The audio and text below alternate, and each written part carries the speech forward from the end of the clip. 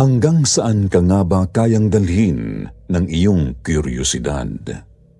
Kayanin mo kayang buksan ang isip mo kung mabigyan ka ng isang pambihirang pagkakataon na magkaroon ng kaalaman tungkol sa ibang mga nilalang sa mundo, na maaaring minsan mo na palang nakadaupang palad. Magandang araw po sa inyong lahat, Sitio Bangungot. Ako nga pala si Baste, 46 anyos, tubo mula sa isang maliit na barangay sa Bulacan, kung saan pa rin ako naninirahan hanggang ngayon. Lumaki ako na lolo't lola ko lang noon ang kasama ko sa buhay. Sanggol pa lang kasi ako nang iniwan ako ni nanay sa poder nila, dahil isa lang naman po akong malaking pagkakamali para sa kanya. Bunga lang naman ako ng isang gabing kataksilan niya noon sa kanyang asawa, na kahit kailan ay hindi ako nagawang tanggapin. Pinatawad nito si nanay sa kasalanan niya, pero kasama sa kasunduan nila na hindi ako magiging parte ng kanilang pamilya oras na ipanganak ako. Nung bata ako, hindi naman to naging kaso sa akin. Binusog naman ako ng lolo't lola ko sa pagmamahal noon, kaya hindi ako nakaramdam na may kulang sa aking pagkatao. Maayos naman ang buhay namin noon eh. Meron kasi kaming pwesto sa palengke kung saan nagtitinda kami ng mga gulay na karaniwang kami rin ang nagtatanim sa sarili naming lupa. At yun ang pangunahing ikinabubuhay naming tatlo, nina lolo at lola. 15 anyos ako nang mangyari itong kwentong gusto kong ibahagi sa inyo. Hindi ako pwedeng magkamali dahil tandang-tanda kong Flores de Mayo yun ng taong 1994. Bakasyon na kami sa eskwela, kaya palagi na rin akong nasa palengke noon at tumutulong kay lolo sa pagtitinda. Yung lola ko kasi noon ay may iniinda na ring sakit, kaya hindi na rin namin siya gaanong pinakikilos pa ni lolo.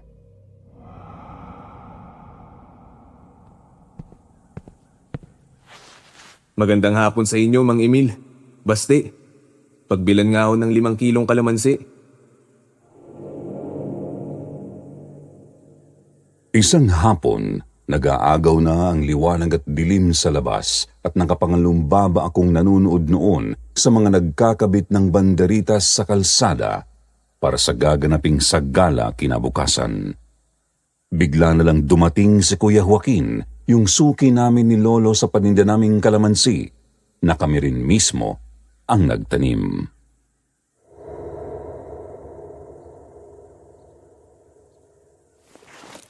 Oh, abay, ikaw pala yung Joaquin.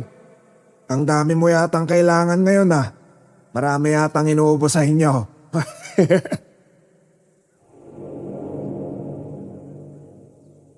Biniro pa ni lolo si Kuya Joaquin bago siya nagsimulang magkilo ng binibili nitong kalamansi. Tumawa rin naman yung suki namin, pero naalibadbaran lang ako sa paraan ng pagkakangiti niya noon kasi nakaramdam ako ng kakaiba. Sa totoo lang kasi, Sir Jupiter, noon pa man ay talagang iba na ang pakiramdam ko rito sa suki naming si Kuya Joaquin. Mabait naman siyang kausap kahit na masyado siyang tahimik at napakatipid kung sumagot. Tapos masyado rin siyang weirdo kung kumilos. Meron talaga akong hindi maipaliwanag sa pagkatao niya. Pero hindi ko matukoy noon kung ano yun. Misteryoso talaga siyang tao. Para bang ang dami-dami niyang itinatagong sikreto, tapos doon pa siya nakatira sa pinakadulo ng barangay namin. Yung bahay niya nasa gitna ng bukid, kaya nga hindi ko alam kung bakit sa amin pa siya bumibili ng kalamansi, gayong pwedeng-pwede rin naman siyang magtanim ng puno nun. Sobrang dami niya laging bumili ng kalamansi at wala akong kaide-ideya kung saan niya yun ginagamit. Talagang noon pa man ay sobrang tindi na ng nararamdaman kong kuryosidad sa pagkatao niya. Pero kahit kailan naman ay hindi ko naman naisip na magtanong kay Lolo tungkol sa kanya. Hindi ko alam kung bakit, pero parang natatakot ako eh.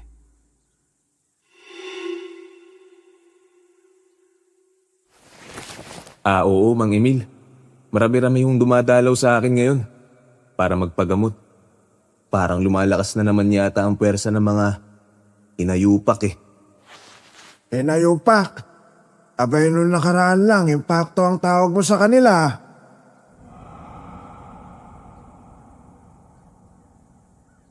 Lalong lumakas ang tawa ni Lolo sa sinabi ni Kuya Joaquin. Ito naman ay napailing na lang bago inabutan ng bayad si Lolo. Hindi ko na matandaan kung magkano yung halaga ng binili niyang kalamansi, pero tandang-tanda ko pang nag-abot sa noon ng 500 piso. Tumalikod si Lolo at dumiretso sa may kaha para kumuha ng isusukli sa kanya. Pero dali-dali nang naglakad si Kuya Joaquin palayo.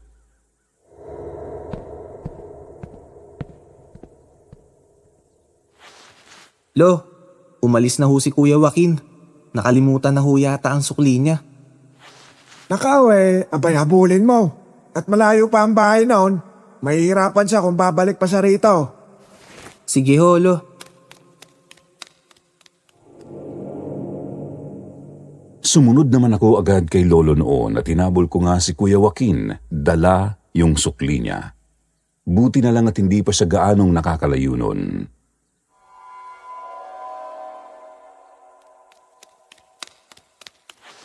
Kuya Joaquin! Kuya Joaquin!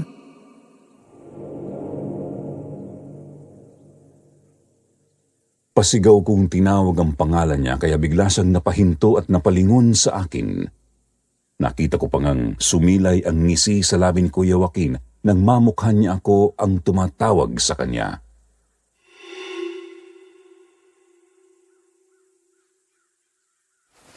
Oh, bakit Basti? May kailangan ka ba? Wala ho. Yung sukli niyo ho kasi, naiwan niyo eh. Pinabibigay ho ni Lolo. Yan ba? Iniwan ko talaga yan sa inyo. Keep the change ka mo. Pakisabi kay Lolo mo. Ipangdagdag na lang kamo sa pang-maintenance ni Aling Mirna. Ho? Ang laki naman ho yata nito kuya. Sigurado ho kayo?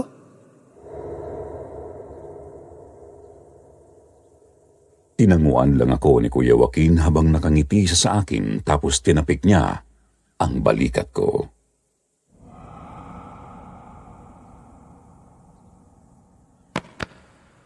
Oo, marami rin naman tong kalamansing binili ko sa inyo eh. Mukhang sinobra na naman sa timbang ng lolo mo. Sigurado, mga ilang araw din ang itatagal nito sa akin. Magagamit ko to ng husto. Salamat ho kuya. Pero matanong ko lang ho pala, ano ho bang pinanggagamitan nyo niyang mga kalamansing binibili nyo sa amin? Bakit para hong ang dami-dami lagi? Totoo ho bang pinanggagamot nyo yan sa ubo? Gaya ng sinabi ni Lolo kanina?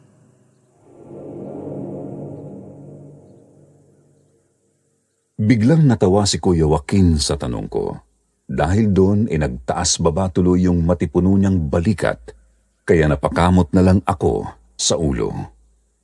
Kakaiba talaga ang aura ng suki namin ito dahil para talaga siyang hindi normal na tao mula sa hitsura niya hanggang sa kilos at pananalita.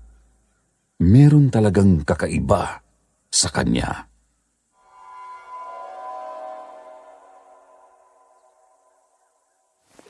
Hindi. Nagbibiro lang yung lolo mo kanina, Basti. Hindi naman talaga ubo yung tinutukoy niya eh. Bakit?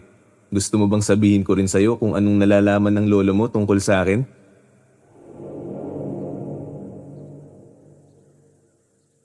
Nakangisi ng makahulugan si Kuya Joaquin habang sinasabi niya sa akin ang mga katagang yun. Hindi na ako sumagot pero nanatili akong nakatitig at hindi inaalis ang atensyon ko sa mukha niya.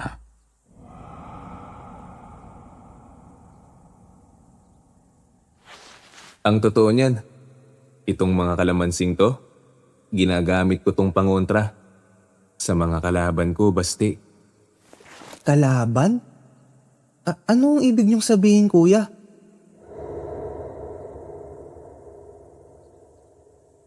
Imbes na sagutin ako, isang makahulugang ngisi na naman ang sumilay sa mga labi ni Kuya Joaquin.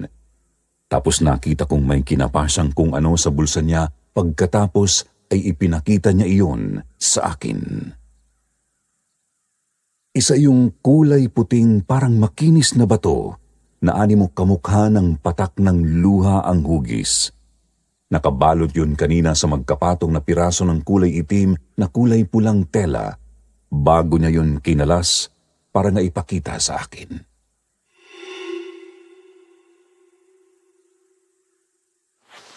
Ano ho yan, Kuya Joaquin? Anting-anting yan, basti. Mutya ng kalamansi kung tawagin sa amin. Mabisang pangontra sa kahit anong tagabulag. Yang mutyang yan, may kakayahan niyang alisin ng kahit anong pagbabalat kayo ng anumang nilalang na makakaharap mo. Ibig sabihin, kapag meron ka nito, magkakaroon ka ng isang kakaibang kakayahan na magmumulat sa iyo sa ilang mga sikreto ng mundo na ngayon mo palang madidiskubre.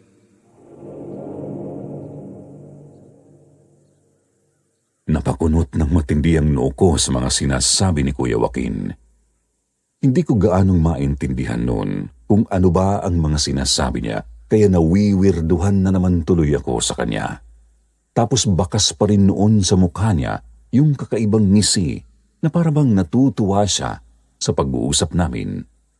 Pero ewan ko ba, hindi ko rin maintindihan noon ang sarili ko kung bakit parang nakuha niya talaga ang atensyon at kuryosidad ko.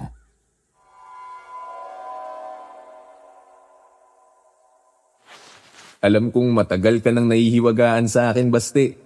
Nakikita ko yun sa paraan ng pagtitig mo sa akin.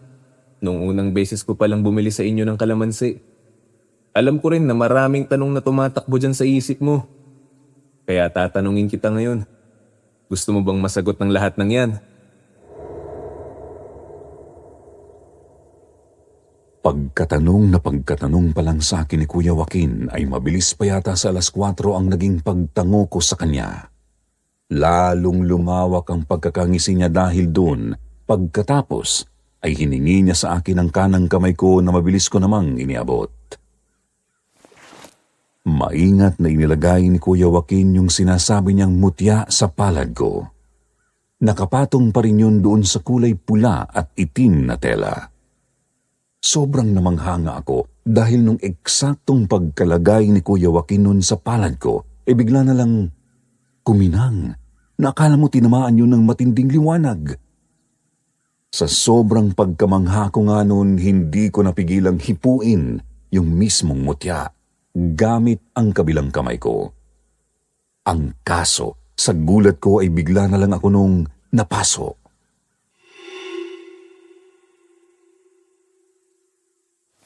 Aray! Talagang napahiyaw ako sa sakit dahil para akong tinusok ng maraming karayom sa daliri. Nalapnos yung balat ko. Buti nga hindi ko naihagis yung mutya dahil naging alerto si Kuya Joaquin at nahawakan niya agad yung palad ko.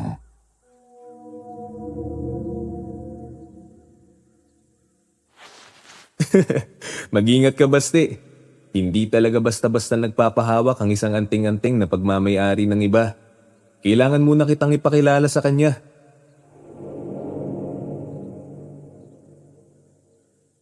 Pagkatapos sabihin yun ni Kuya Joaquin ay bigla na lang niyang inilapit sa bibig niya yung kamay ko. At parang meron siyang ibinulong doon na hindi ko maintindihan. Basta ang alam ko lang pagbalik niya ulit sa akin ng mutya, wala na akong naramdamang pang-init galing doon. Kahit na direkta niyang ipinatong yun sa palad ko nang wala man lang nakaharang na tela.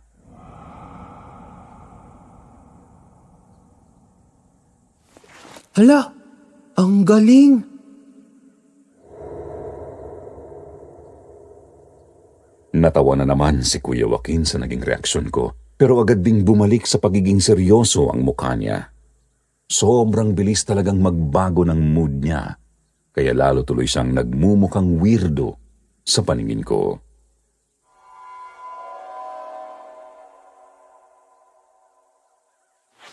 Huwag ka masyadong mamangha dyan, bata. Marami ka pang madidiskubre na baka lalo mo pang ikagulat. Siguraduhin mo lang na handa yung dibdib mo sa mga pwede mong makita ha. Baka mamaya, bigla ka nalang maihisa sa lawal.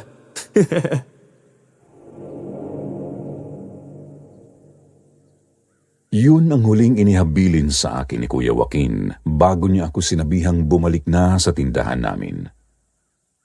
Ang sabi niya, huwag na huwag ko raw aalisin yung mutya na yun sa katawan ko. Dahil bukod daw sa may kakayahan itong magpakita sa akin ng totoong hitsura ng kahit na sino o anong klase ng nilalang na makakasalamuha ko. Magsisilbi rin daw itong proteksyon para hindi nila ako magawan ng kahit na ano. Sa totoo lang, hanggang sa makabalik na ako sa tindahan namin noon ay hindi ko pa rin talaga maintindihan noon kung ano ba yung pinasok ko. Wala akong kaide-ideya na agad-agad pala ay masusubukan ko na ang bisa ng mutyang ipinahiram sa akin ni Kuya Joaquin.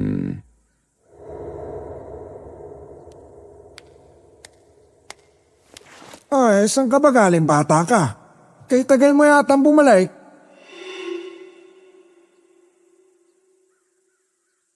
Napakamot ako sa ulo nang salubungin ako ni Lolo ng sermon.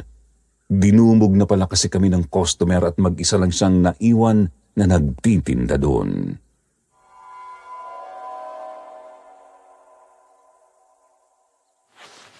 Pasensya na hulo. Si Kuya Joaquin ho kasi. Nagkwentuhan pa kami saglit.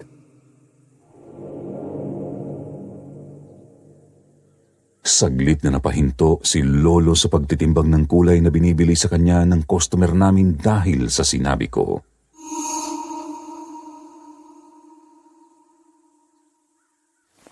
Ano ka mo? Si Joaquin? Nakipagkwentuhan sa iyo? Ano naman ikinuwento sa iyo, Aber? Parang diskumpiyado si Lolo na maniwala sa akin. Nagsimula na rin akong tumulong nun sa kanya sa pagbabalot ng gulay na katatapos niya lang timbangin.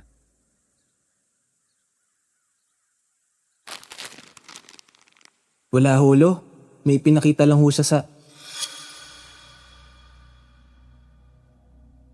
Pero bago ko pa maituloy ang anumang sasabihin ko, Sir Jupiter, bigla na lang akong napaatras palayo sa customer na aabutan ko sana ng ibinalot kong gulay. Nagulat kasi ako nang makita kong merong isang nilalang na nakasampa sa likod niya. Isang nilalang na animo hitsurang palaka yung mga kamay at paa na nakapulupot sa katawan ng lalaking customer namin. Ang ulo nito mukhang kakaiba. Nakabuka pa nga ang pagkalaki-laking bibig niya at nakakagat sa ulo ng customer kaya talagang natulala ako ng gusto.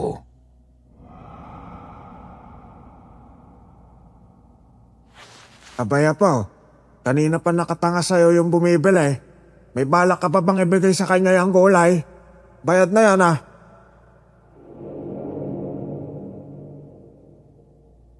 Naiiling akong siniko ni Lolo ng marahan at doon pa lang ako natauhan. Doon ko lang din napansin na medyo masama na pala ang tingin sa akin ng lalaking customer namin. Nahihimas-himas na sa balikat niya na halatang sumasakit. At alam kong dahil yun sa nilalang na nakasampa sa likuran niya.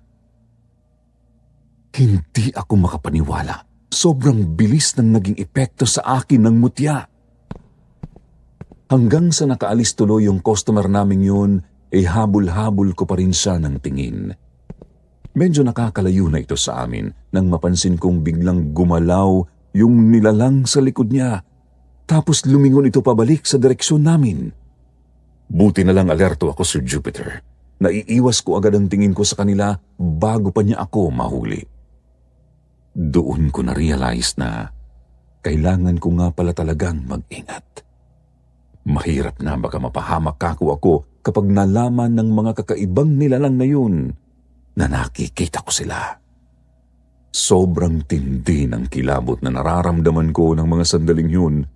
Hindi ko akalaing totoo pala talaga na may mga ganong klaseng nilalang tayong kasama na namumuhay dito sa ibabaw ng mundo. Parang bigla tuloy akong nagsisi na tinanggap ko yung mutyang ipinahiram sa akin ni Kuya Joaquin. Problema ko nga tuloy ng gabing yon ay kung paano ako matutulog. Umuwi kami ni Lolo sa bahay na hindi pa rin ako mapakali. Nasa labas pa lang kami ng bakuran namin noon ay naririnig ko ng uubo-ubo ang lola ko. Kasama niya naman yung isa naming kamag-anak na nagpresentang tumingin kay Lola kapag nasa palengke kami ni Lolo. Kaya hindi naman kami nag-aalala nung una, pero bigla na lang nagbago ang pakiramdam ko nung makatapak na nga ako sa loob ng bakuran namin.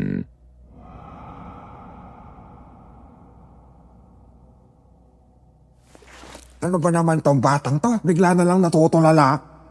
Abay, ano bang nangyayari sa'yo, basta eh? Kanina kapag ganyan sa palengke, para kang lutang.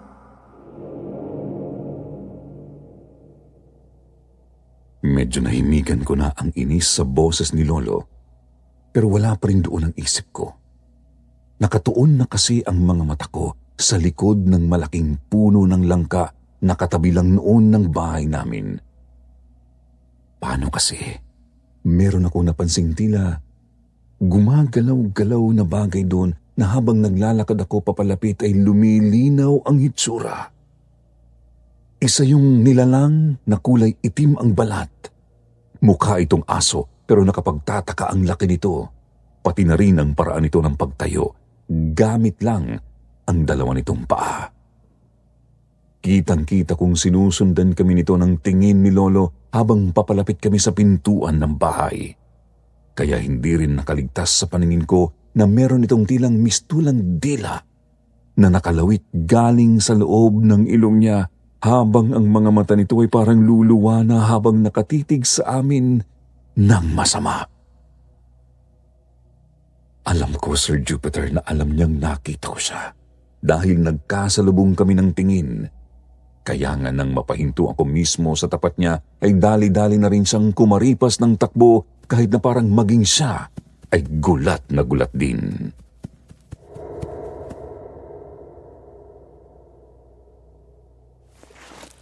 Lolo?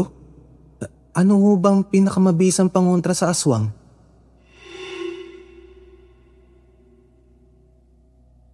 Nangangatal ang boses ko nang tanungin ko yon kay Lolo Emil. Nalaki naman ang mga mata ng lolo ko pero agad siyang sumagot.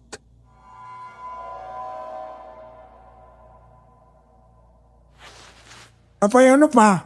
E di asin.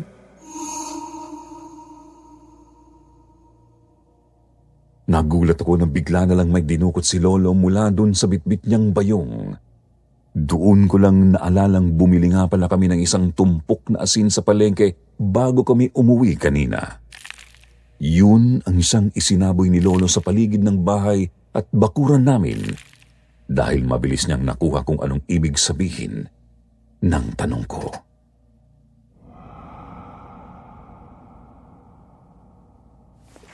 Umamin ka nga sa akin, baste. Anong pinag-usapan niyo ni Joaquin? Ano ang ipinakita niya sa'yo at namataan mo agad ng aswang na yon sa labas? Naggulat na lang ako sa naging tono ng pananalita sa akin ni Lolo pagkapasok namin sa bahay. Doon ko lang napagtanto na parang may alam pala si Lolo tungkol sa tunay na pagkatao ni Kuya Joaquin kaysa sa inaakala ko. Dahil tuloy doon inapilitan na lang akong umamin at ipakita kay Lolo ang tungkol sa mutya ng kalamansi na ipinahiram sa akin ni Kuya Joaquin.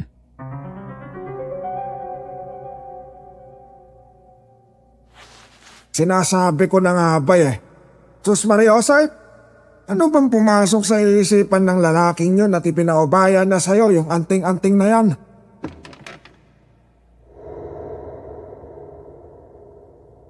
Napabuntong hininga na lang si Lolo at nanghihinang napaupo sa papag na katabi ng kinahihigaan ni Lola. Hindi naman ako makatingin sa kanya. Hindi ko maamin ang totoo ay ako naman talaga ang may gustong ipahiram sa akin ni Kuya Joaquin yun dahil sa aking kuryosidad.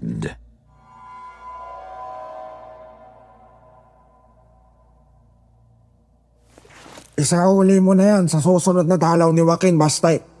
Hindi ka dapat humahawak ng mga ganyang bagay dahil baka ikapahamak mo pa yan.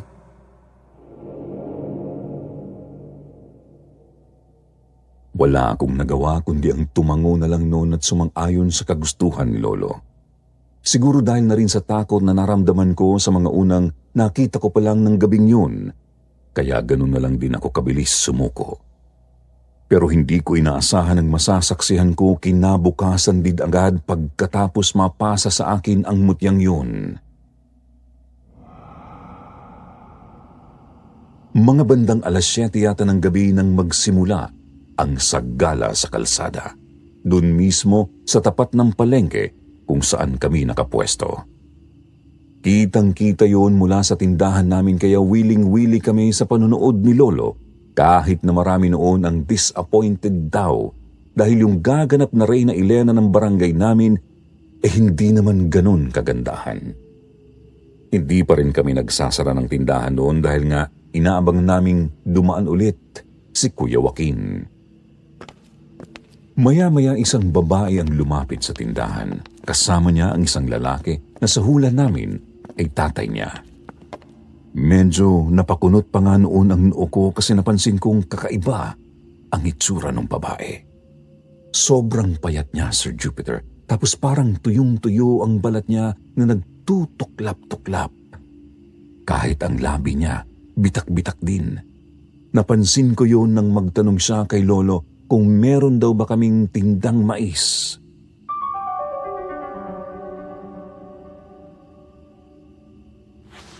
Naku, Inay, meron pa pero ilang piraso na lang to. Ayos na yan, Mang Emil. Bibilin ko na lang para makakain na rin dalaga ko. Hindi ko na kasi alam ang gagawin ko para gumaling eh. Ilang araw nang walang ganang kumain yan. Gawa ng iniindang sakit.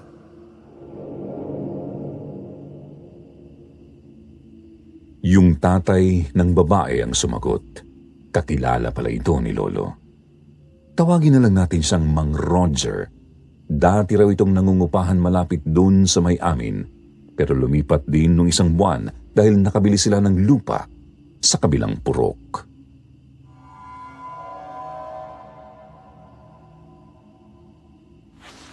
Payo nga no. Napano ba yung anak mo, Roger? Napatingin niyo na ba sa doktor yan?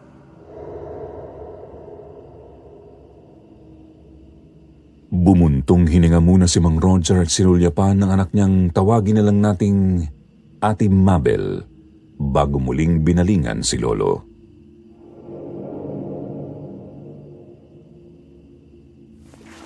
Hindi ko nga alam, Mang Emil eh. Sa totoo lang, kahit mga doktor, hindi rin mapaliwanag ang sakit niya. Lahat naman ng mga test niya normal. Wala naman daw siyang sakit, pero tignan niya naman ang itsura. Abay, oo. Klase, parang butot balat na yung anak mo ah. Hindi kaya yan ay.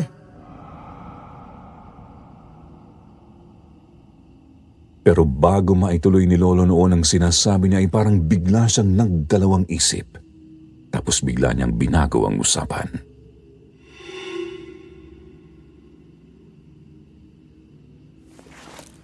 Ano raw pa ang nararamdaman niyang anak mo, Roger? At kailan ba nagsimula yan? Di ba't nung nakaraan lang naghahanap ang asawa mo na mapagtatayaan ng gown? Dahil isasali raw sa sagala yung dalaga niya, oh. Ayun na nga, Mang Emil eh. Biglaan talaga nangyari din sa anak ko. Ito dapat na magre-Reyna Elena eh. Kaso bigla naman nagkaganyan.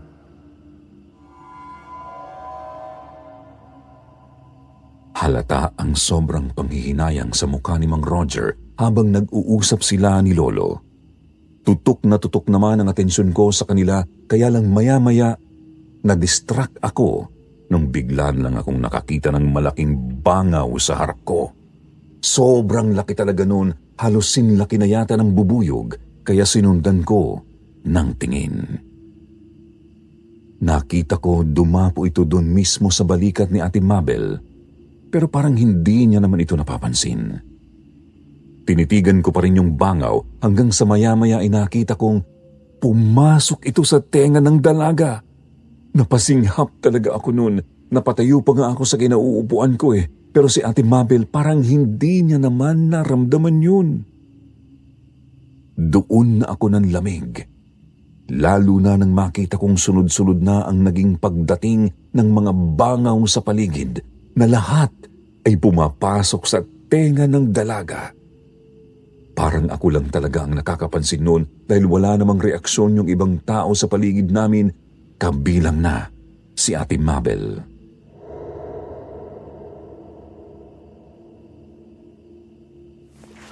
Oh, ano na naman nangyayari sa'yo dyan, Bastay? Abay, namumutla ka na naman. Hindi naman nagtagal ay napansin din ni Lolo yung reaksyon ko. Para naman akong natataing bumaling sa kanya ng tingin habang marhan akong tumuturo kay Ate Mabel. Sasagot na sana ako noon pero bigla na lang kaming nagulat nang sa harapan namin ay dumuwak si Ate Mabel at sumuka ng buhangin.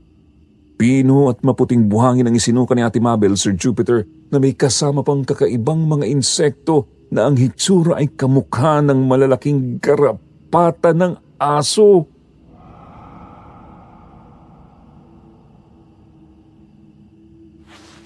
Lolo, kanina pa ho may umaaligid na mga insekto kay Ate Mabel. Nakita ko ho, pumapasok yun sa tenga niya. Parang bigla ring natulala si Lolo sa sinabi ko. Napasulyap siya kay Ate Mabel tapos napailing siya na nanlalaki ang mga mata. Bigla niyang hinawakan ng balikat ni Mang Roger.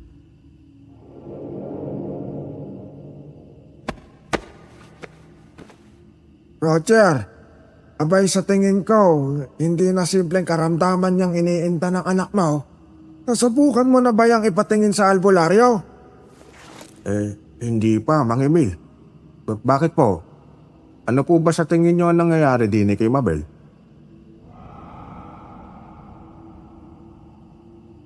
Pero hindi na sinagot pa ni Lolo ang tanong ni Mang Roger noon. Binalingan niya na lang ako bigla at inutusang magsarado na raw kami ng maaga kahit hindi pa naman tapos ang prosesyon.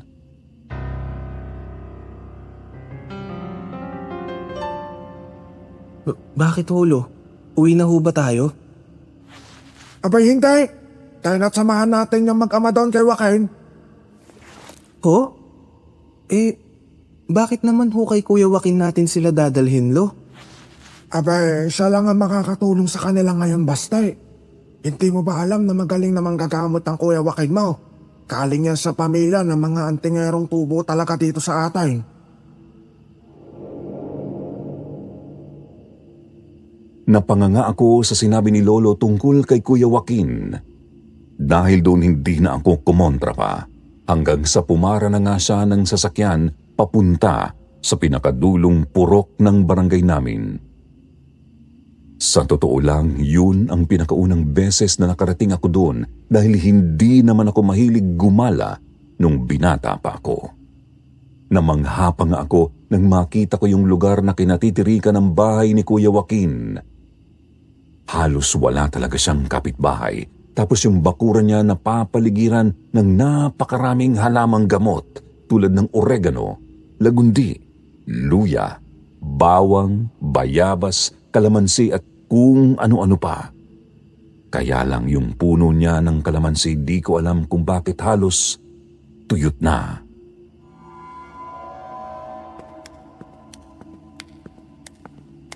Iyang tuyot na puno ng mga kalamansing nakikita mo. Diyan galing ang mutyang ipinahiram sa'yo ni Joaquin. Kaya nga sa atin siya kumukuha ng kalamansi dahil yon ang ginagamit niyang pangontra sa mga tagabulag ng mga nakakalaban niyang nilalang dito sa atay.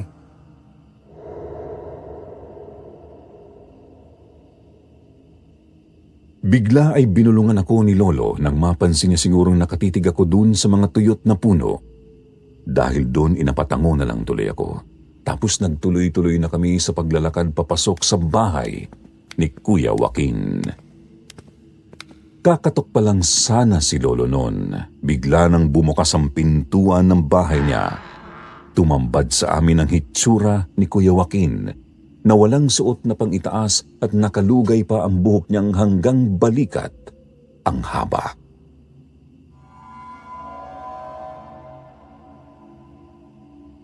Naramdaman kong darating kayo, Mang Emil. Kaya hindi na ako natulog ng maaga. Halina ho't pumasok kayo sa bahay ko.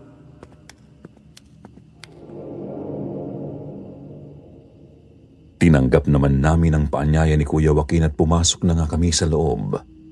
Ako ang nahuling maglakad, kaya nung mapatapat ako sa kanya ay ako lang ang nakarinig ng bulungan niya ako.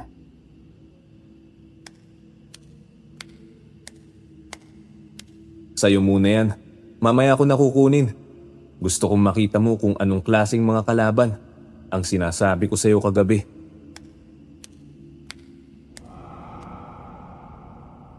Medyo natakot ako sa sinabi niya pero hindi ko na lang yun ipinahalata. Tumango lang ako tapos nagtuloy-tuloy na ako hanggang dun sa pinakasalas ng bahay niya. Dun sa bahay ni Kuya Joaquin, ang dami kong nakitang mga kakaibang bagay na nakadisplay sa may altar niya. Marami doong mga kandila na kulay itim, pula, puti, at meron pang ang asul na hindi ko alam kung paano ginagamit. Meron din doong bungo ng tao na hindi ko alam kung totoo. Tapos meron ding mga iba't ibang makikinis na bato, pati na rin mga rosaryo. Nawili ako sa pagtingin-tingin sa buong paligid ng bahay, lalo na at parabang napakagaan ng pakiramdam ko nung pumasok ako doon. Parabang pakiramdam ko sobrang safe ko kung dun ako maglalagi. Napukaw lang ulit ang atensyon ko nang maya-maya ay nagsalita na ulit si Kuya Joaquin.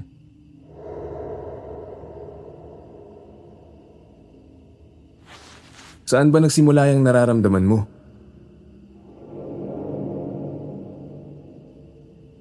Direktang tinanong ni Kuya Joaquin si Ate Mabel. Sumagot naman ito agad na parang hirap na hirap. Itinuro niya yung sikmura niya tapos sabi niya ay nagsimula raw yun nung una sa simpleng pananakit lang ng tiyan.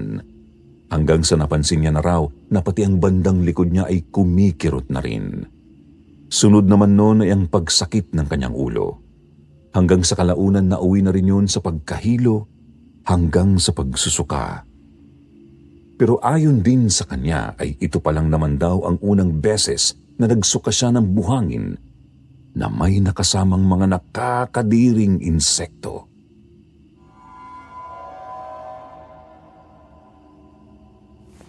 Sa tingin ko, Joaquin, ay pinaparang yan si Mabel. Kaya ako'y dalhin na namin sa iyo agad. Aba mahirap na, baka lalo pang lumala eh.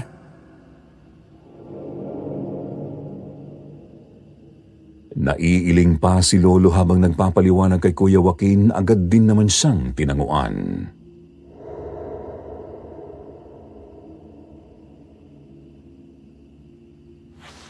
Tama nga ho yun, Mang Emil. Dahil lang gumagawa nito kay Mabel, hindi na ho gustong patagalin pa ang paghihirap niya. Ang gusto ho, patayin agad itong anak ni Mang Roger dahil sa sobrang galit. Anong ibig mong sabihin, Joaquin? Ano ba talagang nangyayari sa anak ko?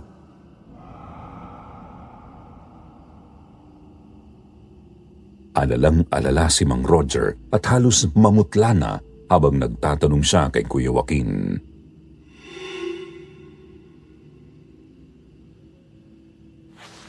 Sa madaling salita ho, binabarang ho itong anak niyo, Mang Roger. Inggit at selos ho ang nakikita kong dahilan.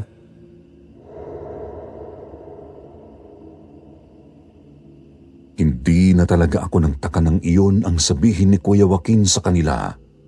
Paano kasi? Maganda naman talaga itong si Ate Mabel at kahit noon pa man ay marami ng mga kabarangay namin ang naiinggit sa kanya. Kaya nga kahit na anong isip ko noon, hindi ko talaga mahulaan kung sino ba ang pwedeng gumawa sa kanya nito. Yun din ang naging tanong ni Mang Roger.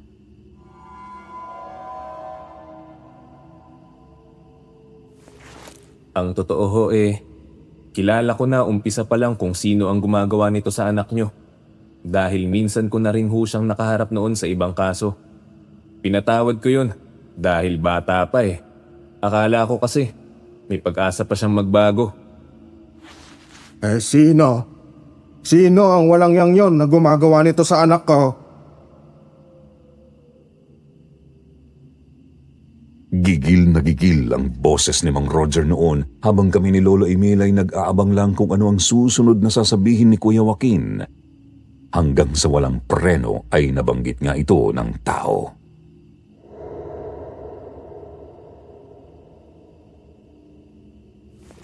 Yung gumanap na Reyna Elena sa Santa Cruzan ngayon. Siya ang gumawa nito kay Mabel.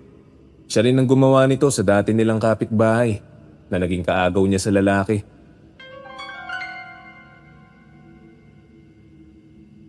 Pumalatak si Kuya Joaquin matapos niyang ibunyag sa amin ang lihim ng Reyna Elena. Tapos umiling-iling siya bago siya nagpatuloy sa pagsasalita.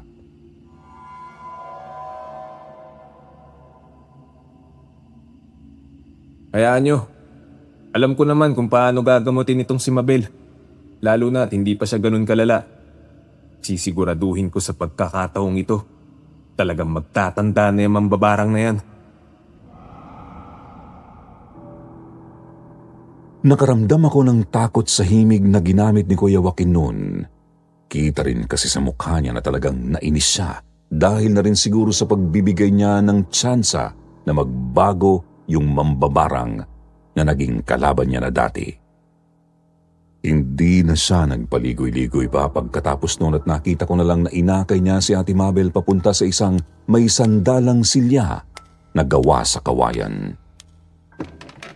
Naghanda si Kuya Joaquin ng 8 piraso ng palito ng posporo, lubid, pati na rin ng kandilang itim at palangganang may tubig. Tapos ay nagsabit din siya ng rosaryo sa liig niya na malalaki yung mga bulitas na gawa sa marmol na itim. Nagdasal muna ng taimtim si Kuya Joaquin, gamit ang salitang Latin na hindi ko na matandaan man lang kahit na isang kataga. Pagkatapos noon, sinimulan niya ng itali muna doon mismo sa silya ang mga kamay at paa ni Ate Mabel. Pagkatapos ay kinausap ito tungkol sa mga pwedeng mangyari sa kanya.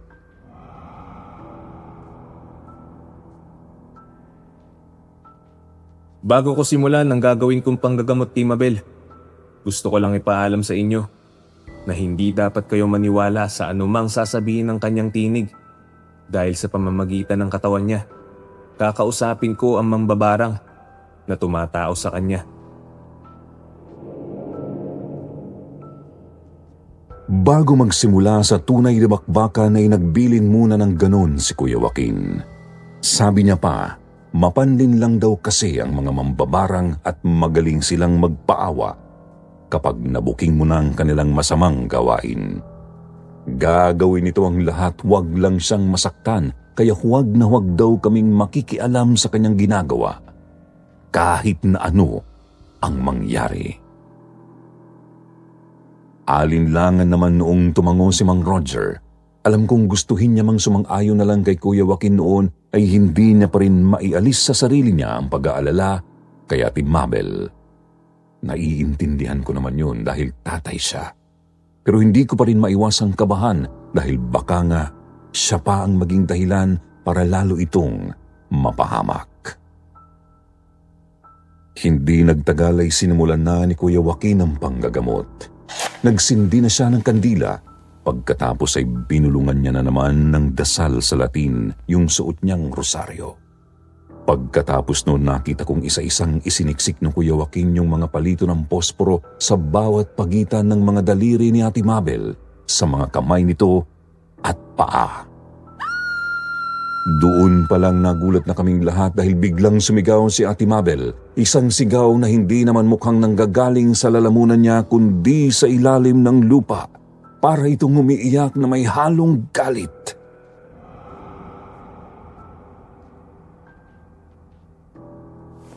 Kamusta ka na? Ang tagal din nating hindi nagkadaupang palad ah. Ang tagal mong hindi nagpakita sa akin. Mukhang natatakot ka yata. May kayabangan ng boses na ginamit ni Kuya Joaquin. Pero pagkakaalam ko ay kinakailangan niya talagang maging ganun kapag nakikipaglaban siya sa kanila para ipakita na hindi nila siya basta-basta masisindak. Titig na titig naman ako noon sa mukha ni Ate Mabel dahil hinihintay ko kung sasagot ba yung mambabarang gamit ang boses niya. Pero muli na naman akong napatayo sa kinauupuan ko dahil sa gulat nang makita kong imbis ay nagbago ang mukha ni Ate Mabel.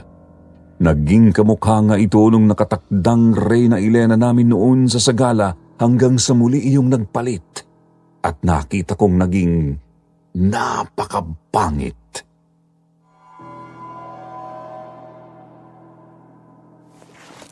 Diyos ko po, impacta!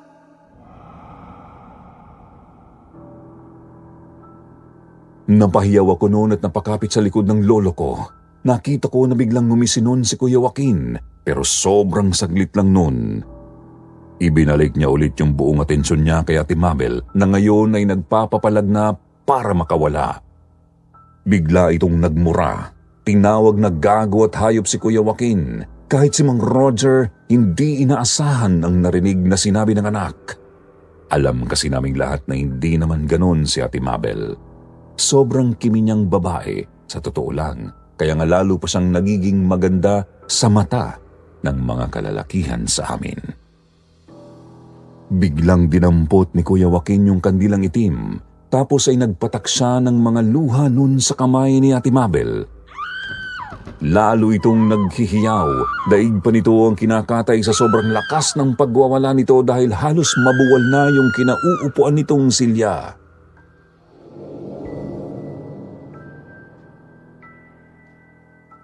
Sinabi ko naman kasi sa'yo na magbagong buhay ka na, di ba? Pinagbigyan na kita nung una, pero inulit mo pa rin.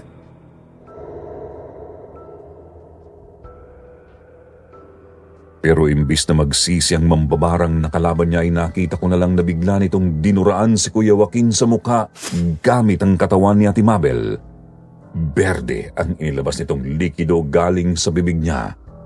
Para iyong plema na talagang kumalat sa mukha ni Kuya Joaquin. Pero nanatili lang kalmado si Kuya. Dumampot lang siya ng puting bimpo sa balikat niya pagkatapos ay ipinunas yun sa mukha niya. Pagkatapos nun, kinubad ni Kuya Joaquin yung suot niyang rosaryo bago isinuot yun doon sa lieg ni Ate Mabel. Itang-kita kong bigla na lang umusok ang balat ng dalaga ng gawin yun ni Kuya.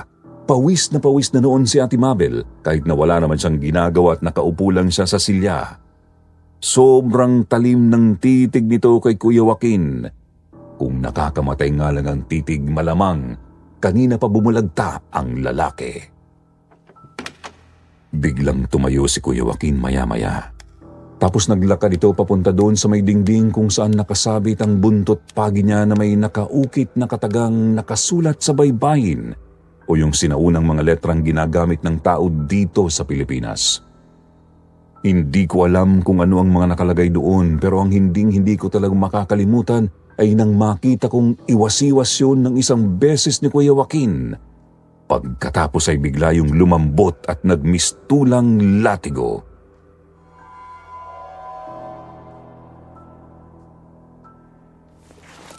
Teka Joaquin, huwag mong sabihin gagamitin mo yan sa anak ko. Hindi ako papayag dyan sa balak mo. Ayoko, uuwi na lang kami ng anak ko.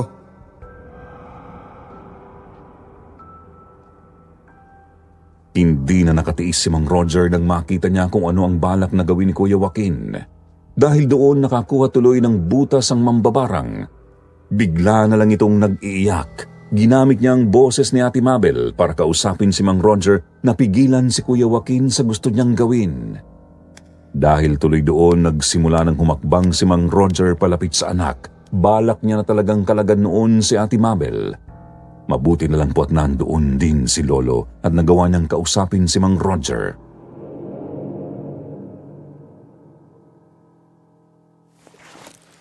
Sige Roger, gawin mo.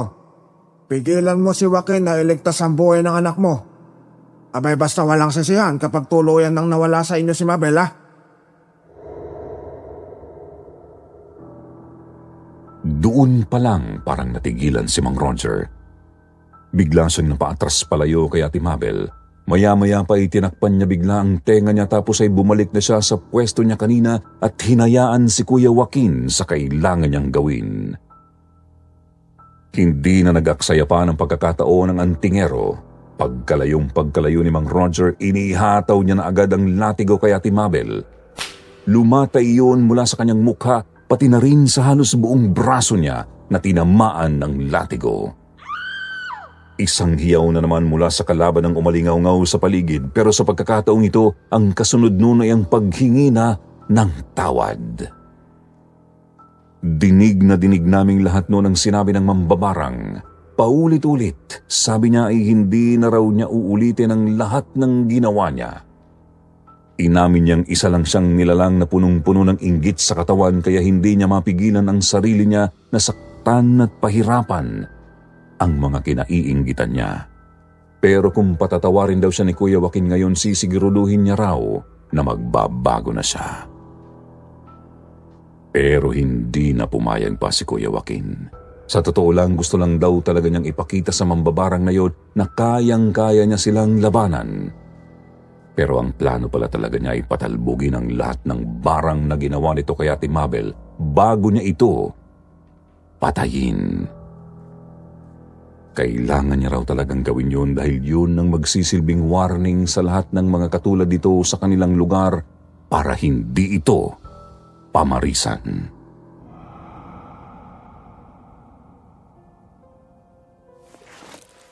Paano Joaquin? Abay uwi na kami ha. Matapos ang naging session ng panggagamot ni Kuya Joaquin kay Ate Mabel, sobrang namangha pa rin ako nang makita kong gumaling din kaagad lahat ng latay, lapnos na balat at galos na natamo ni Ate Mabel kanina nung ginagamot siya. Niwala nga yung naiwang bakas at parang hindi yun nangyari. Doon ko napatunayang talagang magaling na manggagamot itong si Kuya Joaquin. At dahil doon ay sobrang tumaas talaga ang paghanga at respeto ko sa kanya.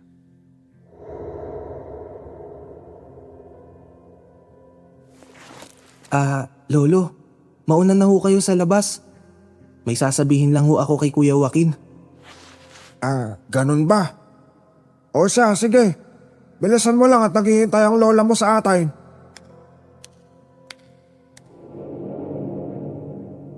Nang iwan kami ni Lolo sa bahay ni Kuya Joaquin ay iniabot ko agad sa kanya ang mutya na ipinahiram niya sa akin. Ang sabi ko ay naiintindihan ko na ngayon ang ibig niyang sabihin, kaya hindi ko nakakakailangan yun. Pero imbes ay tinawanan niya ako.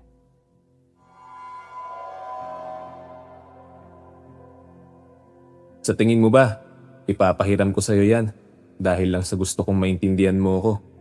Nagkakamali ka doon, Basti. Anong ibig mong sabihin, Kuya? May iba akong mas malalim na dahilan kung bakit ko ginawa yon. Ang totoo niyan, matagal na kitang gustong turuan ng lahat ng nalalaman ko tungkol sa panggagamot. Kaya gusto kitang hikayatin na magkaroon ng interes dito sa ginagawa ko.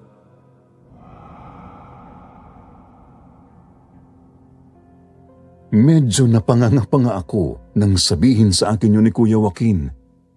Hindi ko kasi akalain na yun pala ang dahilan kaya niya ipinahiram sa akin yung anting-anting niyang mutya ng kalamansi. Sa totoo lang, Sir Jupiter, pagkasabi niya sa akin noon ay gustong-gusto ko talagang tanggapin ang iniaalok niya sa akin. Kaya lang, bigla akong napatingin nun sa labas kung saan nakatayo ang aking Lolo Emil. Nagkasalubong ang mga tingin namin at basang-basa ko sa ekspresyon ng mga mata niya na ayaw niyang pumayag sa gustong gawin ni Kuya Joaquin. Minitian ko lang nun si Lolo, Sir Jupiter. Alam kong nag-aalala lang siya para sa akin at hindi ako masamang apo para suwayin siya ng mga panahong yun. Kaya naman,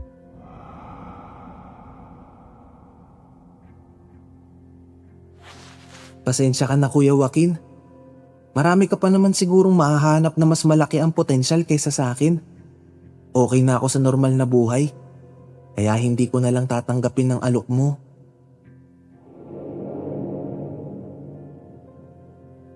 Inaasahan kong kakikitaan ko ng pagkadismaya si Kuya Joaquin noon, pero imbes ay nginitian niya ako at tinapik sa balikat. Pagkatapos ay inaya niya na ako noon palabas para makatuloy na kami ni na Lolo. Pagkatapos ng gabing yun, Sir Jupiter, nabalitaan namin na unti-unti nangang bumuti ang lagay ni Ate Mabel. Nang dumalaw nga siya sa tindahan namin sa palengke, ay nagulat pa ako nang makitang bumalik na sa dati ang kutis at laman niya. Hindi na siya ganun kapayat at hindi na nagbibitak-bitak pa ang kanyang balat. Mas malusog na siyang tingnan ulit kaysa nung huli kaming nagkita. Kaya malaki ang pasalamat nila kay Kuya Joaquin. Dahil nga doon, si Mang Roger ay talagang sinasadya pa si Kuya Joaquin sa bahay niya para lang bigyan ng kung ano-ano. Tulad ng saging, ulam at kung ano-ano pang pagkain. Samantala po pagkatapos daw ng gabi ng sagala, ay hindi na nakita pa ulit ng kahit sino sa lugar namin yung gumanap bilang Reyna Elena. Walang nakapagsabi kung saan siya nagtago. Pero alam naman naming umalis talaga siya ng sadya sa pag-aakalang matatakasan niya si Kuya Joaquin. Ganun pa man ay naging tahimik na lang kami sa katotohanan at hinayaan na lang namin na ang antingerong si Kuya Joaquin ang isang tumapos ng lahat. Basta ang alam ko lang, pagkalipas ng 2 buwan noon natagpo ang palutang-lutang sa isang ilog sa kabilang barangay ang babaeng yon. May nakakita kasi sa kanya nung gabi na tumalon daw siya doon at nagpakalunod. Parang nawala raw ito sa katinuan. Siguro ay dahil na rin sa sobrang tindi ng dinanas niyang parusa. Siya mismo ang naghirap sa kasakimang ipinaranas niya sa iba dahil hindi na inaasahang ibabalik yun sa kanya ng panahon. Sir Jupiter, pagkatapos ng lahat ng yun ay hindi naman na ako inalok pa ulit ni Kuya Joaquin na matutunan ang lahat ng alam niya. Pero meron po akong isang sikreto na hindi sinabi sa lolo ko. At hanggang ngayon ay itinatago ko pa rin sa iba. Ang totoo po, Sir Jupiter, ay hindi naman binawi sa akin ni Kuya Joaquin ang mutya. Dahil pwede ko raw yung gamitin bilang proteksyon para sa sarili ko, sa mga taong nasa paligid ko, at sa lahat. Basta maalamin ko lang daw kung paano ito gagamitin ng tama. Dahil doon, siguro naman po ngayon ay alam nyo na hanggang sa mga oras na ito ay nasa akin pa rin ang abilidad na kalakip ng mutya. At nagdadalawang isip ako na kung sakaling tumanda ako ay ipapasa ko ito sa anak ko. Para kasing hindi ko gustong ipakita sa kanya ang parteng ito ng mundo natin. Kaya nga gusto ko sanang magtanong, mga kasityo. Paano kung napasa sa inyo ang abilidad na meron ako ngayon tungkol sa mutya ng kalamansi? Papayag ba kayo na maipasa sa magiging anak nyo ang abilidad na iyon? Sana po ay masagot nyo yan, mga kasityo. Aasahan ko po ang mga comment nyo kung sakali. Maraming salamat sa inyo in advance. Hanggang dito na lang. Baste.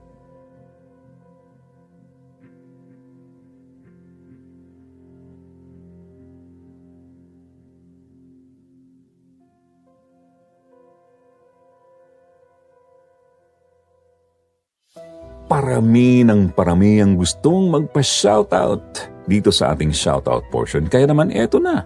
Shoutout sa Ibanez family, Olitres family, Wilmy Villanueva. Shoutout din kay Kim Habel, Taylor Nuevo, Jimay Garganta. Shoutout din kay Mary Grace Alfonso, Jessica Huertas, Jandy Lee at tutor ni Mike. Shoutout din kay Riza Ngasaw at kay Kim Habel. Siyempre sa mga hindi pa po nabanggit, huwag po kayo mag-alala at huwag mainip. Isa-isa lang po ang pagbati natin sa inyong lahat. Para po kayo masali sa ating shoutout portion, Ilagay lang sa comment section ng inyong mga pangalan at gustong i-shoutout para maisama sa susunod na batch ng ating isi-shoutout. Muli po mula sa bumubuo ng kwentong Takip Silim, Sityo Bangungot at Sityo Pangil. Ito po ang inyong lingkod, Jupiter Torres. Nagpapasalamat.